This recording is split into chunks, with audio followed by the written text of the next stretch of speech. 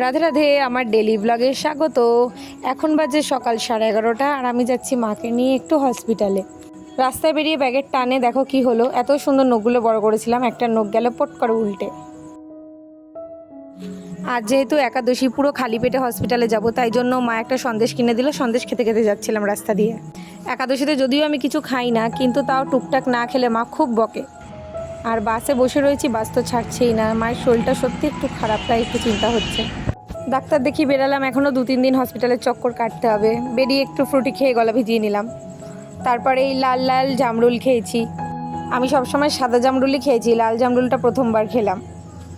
তারপর বাড়ি এসে যেরকম সেরকম করে দিনটা কাটালাম। আজকে কোনো পড়ানো ছিল না। আর রাত্রেবেলা একটু মিমি উপনের সাথে বেরিয়েছিলাম মায়েরই এই কোথা থেকে রিপোর্ট করাবো সেগুলোরই খোঁজ নিতে। আর কল্যাণী হাইওয়ে দিয়ে ক্রস করলে তো কোনো কথাই হবে না, 10 মিনিট এখানেই কেটে যায়, এত জ্যাম লাগে কী যে বলবো।